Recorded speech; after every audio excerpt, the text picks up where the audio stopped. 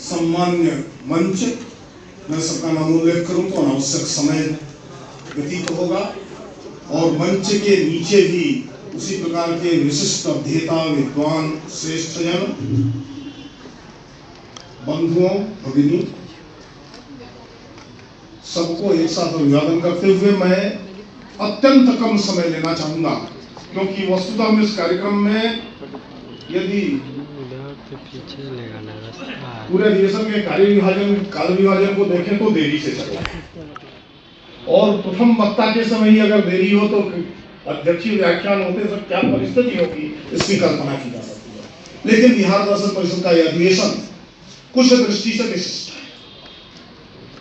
एक तो पहली बार शायद मुझे लग रहा है कि बिहार दर्शन परिषद या किसी भी प्रांत के क्षेत्र के किसी फिलोसॉफिकल ऑर्गेनाइजेशन में ICPR चेयरमैन, अखिल भारतीय दर्शन परिषद अध्यक्ष और इंडियन फिलोसॉफिकल कांग्रेस चेयरमैन तीनों का एक साथ आना हुआ है।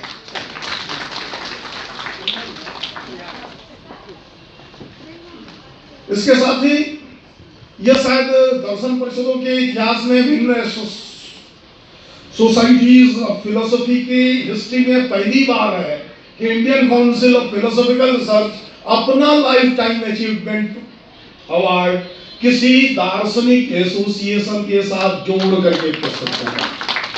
शायद ये इसलिए हो सका कि भारत के अंदर जितनी दार्शनिक सोसाइटीज हैं, including Indian council of philosophical research, professor Ramji Singh ji उन सब के नींव में है। एक भारत के स्वतंत्रता के पश्चात भारत का जो दार्शनिक इतिहास का विकास है, दार्शनिक चिंतन का विस्तार है, उसके भौतिक व्याप और वैचारिक विस्तार, इन दोनों दृष्टियों से जो अप्रतिम योगदान है, उस योगदान को विलक्ष्य कर आचार्य रामजी सिंह को यह पुरस्कार बहुत पहले प्राप्त होना चाहिए था, लेकिन शायद गांधी के 150वें वर्ष का इंतजार था।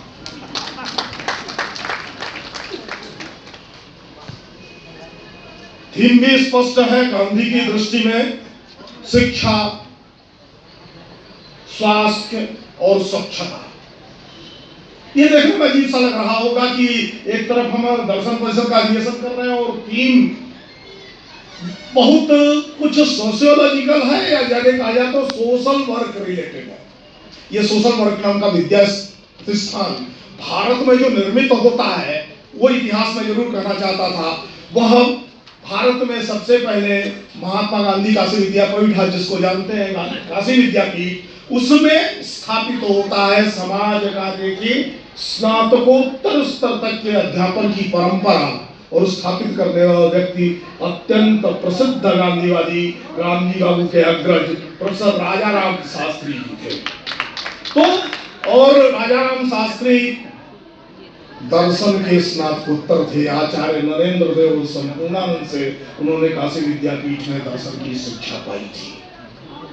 डॉक्टर भगवान दास से दर्शन की शिक्षा पाई थी। इस प्रकार से सोशल वर्क और दर्शन का ऐतिहासिक संबंध, विभिन्न विद्यास्थानों की उत्पत्ति, दर्शन से भी ऐसा हम पढ़ते हैं, लेकिन सोशल वर्क की उत्पत्ति हम ये समझते रहे हैं कि सोशियोलॉजी से होती है। ये रहस्य जरूर मैं उद्घाटित करना चाहता था कि ये समाज कार्य, एक व्यक्ति की सामाजिक कार्य में एक एजेंट के रूप में, एक कर्ता के रूप में भूमिका और उसका कमिटमेंट बिना किसी दार्शनिक अभिनिवेश के संभव नहीं है।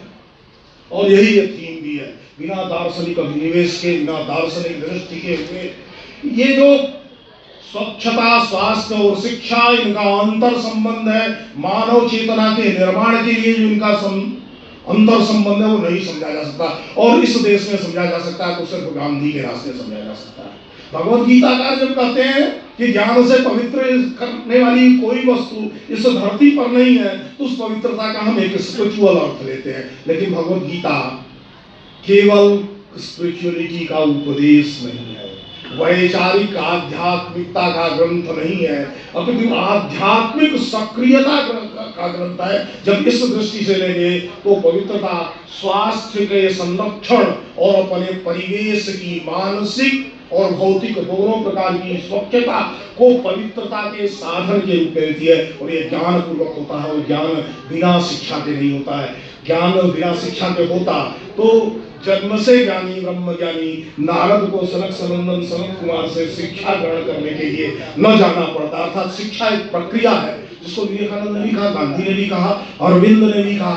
सब यह मानते हैं शिक्षा वह प्रक्रिया है जिसमें मनुष्य अपने आभ्यंतरिक चेतना को, अपने अंतर्निहित पूर्णता को बाहर की ओर अभिव्यक्त करता है, उसकी पहचान करता है दृष्टि से। और हम सब जानते हैं, हम तो शिक्षा का जो रास्ता भारत में प्राप्त किया है उसको सांख्य योग के रूप में समझा गया है, ज्ञान योग के रूप में समझा गया। और योग की प्रक्रिया क्रिया पर आधारित है। योग की प्रक्रिया निरंतर यत्न पर आधारित है, अभ्यास पर आधारित है। शिक्षा वैचारिकी के चिंतन के प्रत्ययों के निरंतर अभ्यास से उनके केंद्रीकरण की प्रक्रिया है। और इस केंद्रीभूत स्थिति में ही स्वस्थ मन और स्वस्थ शरीर निर्मित होता है। तो यह बाहर से दिखने वाला शिक्षा, स्वास्थ्य और स्वच्छता जैसे बाह्य प्रत्यय जो नितांत भौतिक दृष्टि को ही प्रतिपादित करते हैं, और भौतिक दृष्टि में भी एक प्रकार से बहुत ही क्रियात्मक पक्ष एक्शन ओरिएंटेड दिखाई देते हैं। ये एक्शन ओरिएंटेड पक्ष वस्तुतः विशिष्ट प्रकार की दार्शनिक दृष्टि की मांग करते हैं। और बिहारी ऐसा कर सकता था, इस प्रकार के चैलेंजेस को दर्शन के क्षेत्र में इसको स्वीकार करने का काम बिहार ही कर सकता था, क्योंकि बिहार ने चैलेंजेस हमेशा स्वीकार किया। बिहार ने हमेशा विविध प्रकार के बंधनों की मर्यादा को तोड़ने की कोशिश की है। चिंतन के क्षेत्र में जितने क्रांतिकारी चिंतन दिखाई देते हैं, और यह क्रांति पॉलिटिकल संदर्भ में न ली जाए, जब उसमें भी योगदान बिहार का भारतीय इतिहास में अप्रतिम है, लेकिन सिर्फ इसको पॉलिटिकल टर्म में या सिविलाइजेशनल टर्म में न लिया जाए, अपितु वैचारिकी के क्षेत्र में, भारतीय विद्या के क्षेत्र में विविध प्रकार की जो वैचारिक क्रांतियां हैं, दृष्टि क्रांति है, उस क्रांति का उन्मेष बिहार से होता रहा है। बिहार दर्शन परिषद ने इस दृष्टि से जो थीम स्वीकार किया है, मुझे लगता है कि आने वाले दिनों में यह भारत के सभी दार्शनिक अध्येताओं के लिए एक उदाहरण का काम करेगा। और किस प्रकार से हम ऐसे मनुष्य का निर्माण करेंगे जो सच्चे अर्थों में पंडित होगा, दार्शनिक होगा। यह क्रियावान पंडित है, जो क्रिया संपन्न नहीं है वो पंडित नहीं है, यह हमारी मान्यता नहीं है। यही दार्शनिक दृष्टि रही है।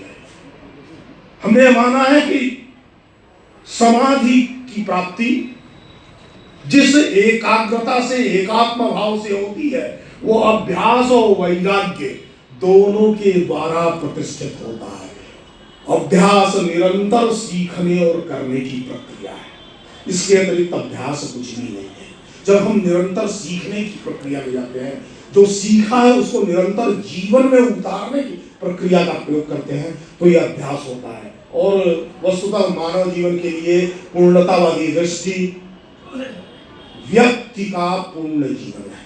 व्यक्ति का पूर्ण जीवन, स्वस्थ जीवन भौतिक दृष्टि से, स्वस्थ जीवन आध्यात्मिक दृष्टि से होता है, तभी होता है। इसीलिए अपने बाद में चलते चलते आयुर्वेद ने तो बहुत पहले हेल्थ की परिभाषा के रूप में स्पिरिचुअल हेल्थ को, आध्यात्मिक स्वास्थ्य को स्वीकार किया था, लेकिन पिछले दशक में यूएनओ ने भी स्पिरिचुअल हेल्थ को हेल्थ की परिभाषा में एक कैरेक्टरिस्टिक के रूप में, एक क्लॉस डिफरेंस या कैरेक्टरिस्टिक के रूप में स्वीकार करके योग सम्मत, भारतीय दार्शनिक दृष्टि सम्मत परंपरा को स्वीकृति दी है। और उस स्वीकृति के बाद भारत के चिंतकों की जिम्मेदारी पड़ती है कि एक स्वस्थ समाज बन सके, स्वस्थ व्यक्ति बन सके, स्वस्थ परिवार और स्वस्थ विश्व का निर्माण हो सके।